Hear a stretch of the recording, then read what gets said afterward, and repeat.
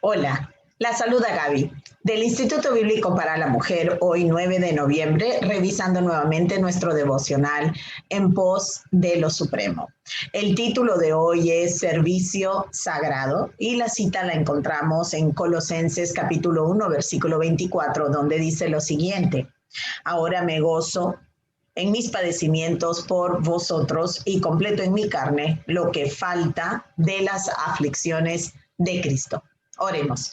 Padre amado, te rogamos, Señor, que permitas, mi Dios, que podamos entender lo que significa estar dispuestos a vivir con tu gozo, a compartir en las aflicciones, para que otros vengan a conocer quién eres tú, Señor, que no nos dediquemos a nuestros negocios, que no invertamos nuestra vida en lo temporal, pero que estemos dispuestos a vivir realmente guiados por ti. Ayúdanos, Señor, porque tú sabes que esto es imposible para nosotros, mas tu palabra dice que en Cristo Jesús sí podemos. Ayúdanos a vivir como Él lo hizo, entregando su vida por otros. Ayúdanos, te lo pedimos, para la gloria de su santo nombre. Amén y amén. Bueno, empezamos hoy nuevamente con nuestro devocional, escrito por el hermano Oswald Chambers, quien obviamente tenía bastante conocimiento personal de quién era el Señor. Y de esta manera él puede ayudarnos a poder entender lo que significa ser un discípulo de Cristo, lo que significa caminar en el camino angosto que nos lleva a la vida. Dice, el obrero cristiano, aquella persona que está dedicada a los negocios de su padre, ha de ser un mediador sagrado, es decir, ha de ser una persona que está separada y santificada para el servicio del Señor, que se dedica al mensaje, a mantener un servicio fiel al ministerio que el Señor nos ha dado en común. Dice, ha de estar tan estrechamente identificado con su Señor y con la realidad de su redención que Cristo puede llevar a cabo continuamente su vida creadora a través de él.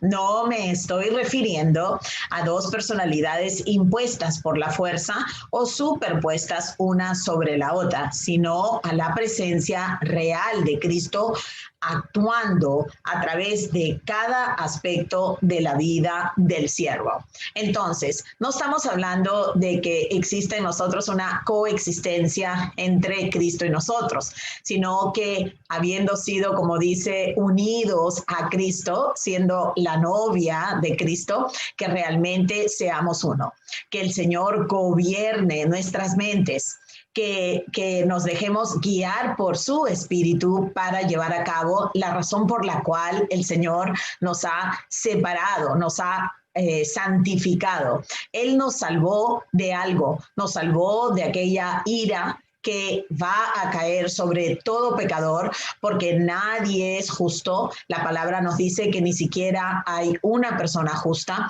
que aunque una persona pueda ser buena en comparación a otra persona, el estándar no es otra persona, el estándar es la perfección. El Señor, quien es perfecto, demanda la perfección para entrar en una relación con Él, para estar en una relación con Él.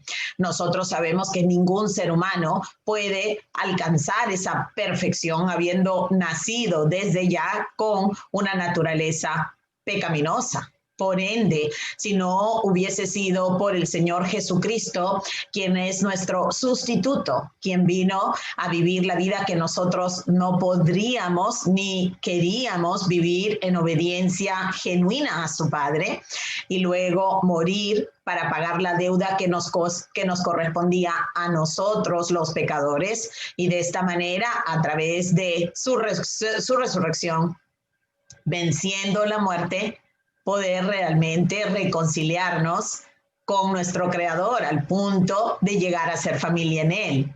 Entonces, este es el plan de redención que tanto el Padre, el Hijo y el Espíritu Santo tenían planificado desde antes de la fundación del mundo. A esto se refiere a la palabra cuando habla acerca de que nosotros somos siervos de Dios y que este es nuestro mensaje de reconciliación que el Padre está reconciliándose con el pecador a través de la muerte vicaria de su Hijo Cristo Jesús.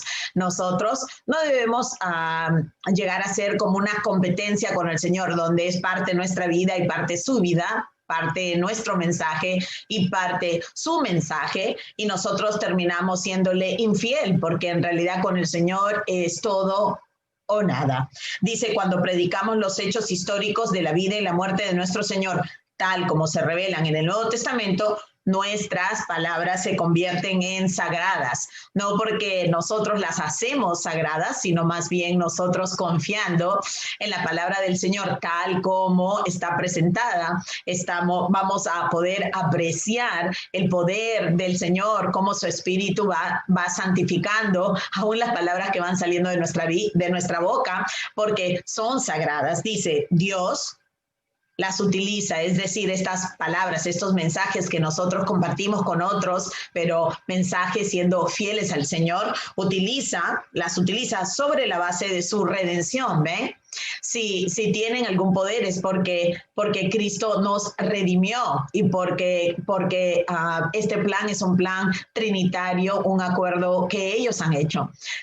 El mensaje no es algo de lo cual nosotros tenemos que convencer a nadie, más bien siendo fiel al Señor en su mensaje podremos apreciar el poder de salvación. Dice, Dios utiliza estas palabras, estos mensajes bíblicos sobre la base de su redención. ¿Para qué? Para crear en aquellas que escuchan, las personas, algo que de otro modo jamás había sido creado. Dios se ha reconciliado con nosotros, como digo, a través de su Hijo Cristo Jesús, y este es el Evangelio, estas son las buenas nuevas. No podemos crear nuestro propio mensaje. A veces tenemos mensajes moralistas, a veces tenemos mensajes motivacionales, y nosotros predicamos eso como si eso fuera el mensaje que la Biblia en su entereza está comunicando.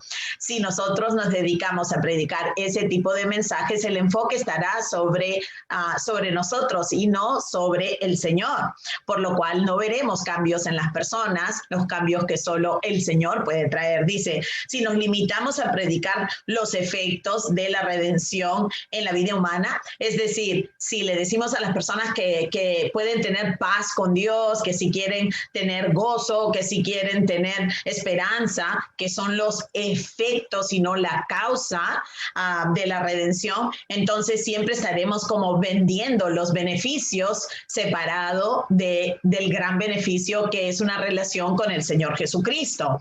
Entonces, dice, si nos limitamos a predicar los efectos de la redención en la vida humana, en lugar de la verdad revelada y divina acerca de Jesús mismo, el resultado no es el nuevo nacimiento en los que oyen, sino una religiosidad refinada y superficial, y el Espíritu de Dios no puede testificar de ello, porque semejante predicación está en un reino distinto al suyo. A esto me refiero, hermanas, hacen bien en leer el devocional de forma lenta, pidiéndole al Señor que revele a qué se refieren, porque muchas de nosotras tenemos esta tendencia, ¿no? Si el Señor nos salvó, nos sanó de una enfermedad, si el Señor sanó nuestro matrimonio, cualquier efecto que Dios haya permitido en nuestra vida a causa de la redención. Entonces,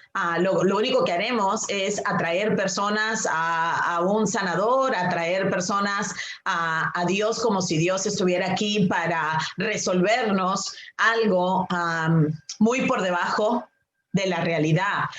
Dios envió a su Hijo para salvarnos de su propia ira. Dios envió a su Hijo para que naciendo de nuevo no tuviéramos que morir para la eternidad. Envió a su Hijo para tomar nuestro lugar, para morir esa muerte que nos correspondía a nosotros, porque el juicio de Dios demanda una paga por el pecado, y la palabra nos dice que la paga del pecado es la muerte. ¿De dónde sale esto? Bueno, podrías leer en el capítulo en el capítulo 2 de Génesis, el versículo 16 en particular, donde Dios, Jehová, le dice al hombre que tiene para comer de todos los árboles del jardín del Edén, ¿verdad? Pero hay una prohibición, por lo cual el Señor está simplemente probando al hombre para que se mantenga en libertad, puesto que si el hombre no está optando por voluntad obedecer al Señor, entonces no tiene la posibilidad de vivir en libertad y de amarlo y adorarlo desde un deseo del corazón.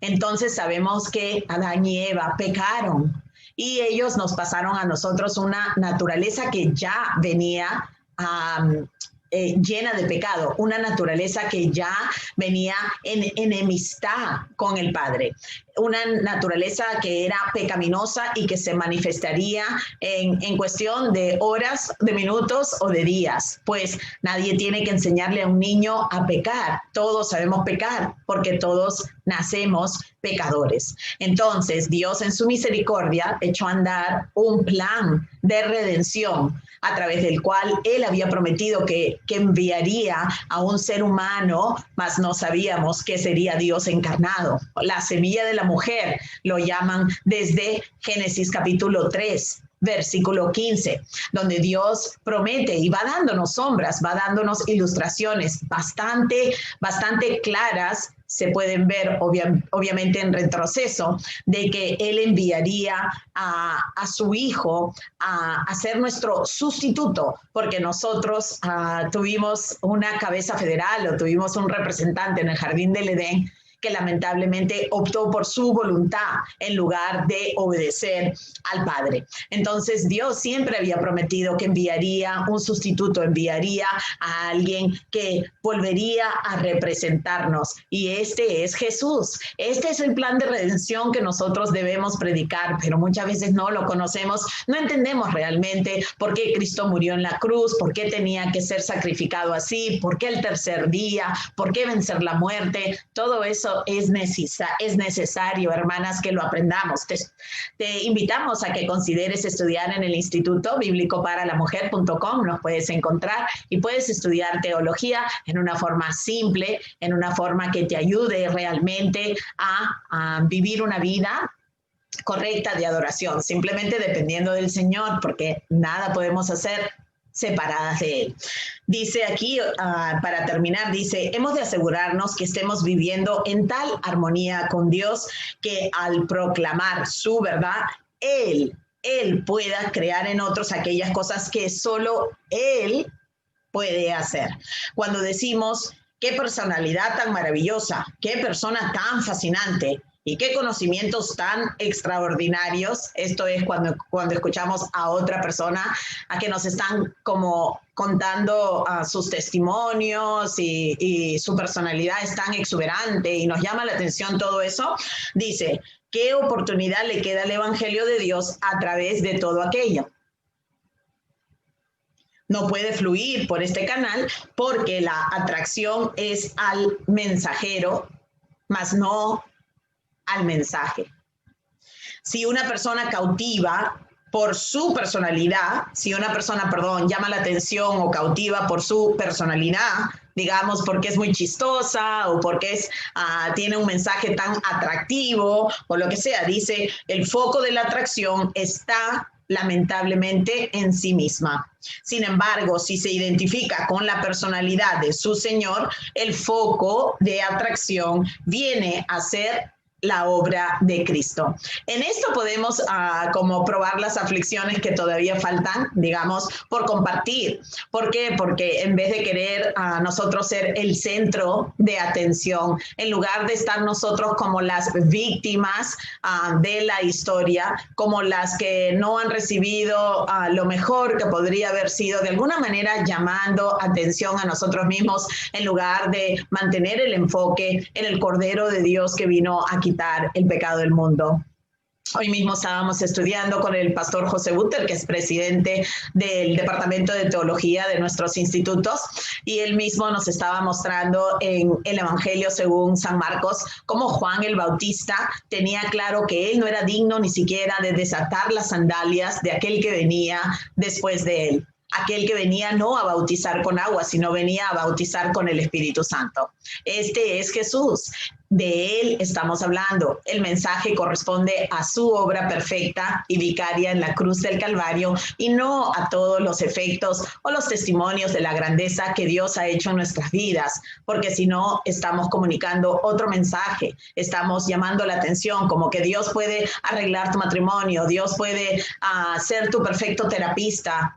Hermanas, tenemos que comunicarle a las personas que han pecado contra Dios, que están bajo la ira de Dios, que necesitan un Salvador y que Cristo Jesús es el único camino al Padre. Ese es nuestro mensaje. Dice, el peligro cuando no hacemos eso, cuando estamos comunicando nuestras agendas, lo que Dios de pronto nos está llamando la atención a nosotros, no deja de tener la importancia de que llevemos a las personas a una presentación del Evangelio, no los efectos en nuestras vidas. Dice, el peligro de cuando hacemos eso es de gloriarse en los hombres, que las personas se queden como atónitas con nosotras, ¿verdad? Y cuando realmente Jesús dice que debemos exaltarlo solamente a Él. Debemos llevar a las personas hacia Él, porque Él ha dicho que si nosotros exaltamos su nombre, es decir, si nosotros de una manera fiel comunicamos el mensaje de su obra, entonces Él mismo atraerá a las personas así. ¿Verdad? Nosotros queremos que las personas conozcan al Señor, queremos que las personas tengan salvación. De esta manera, solo esto podremos esperar que ocurra solamente cuando estamos llevando a las personas hacia Jesús como Cordero de Dios que quita el pecado del mundo, como Señor de señores, y no como lo que a veces Papá Noel o cosas así que nosotros podemos predicar. Mucho cuidado, hermanas. Ok, gracias por haber estado conmigo. Espero verte mañana.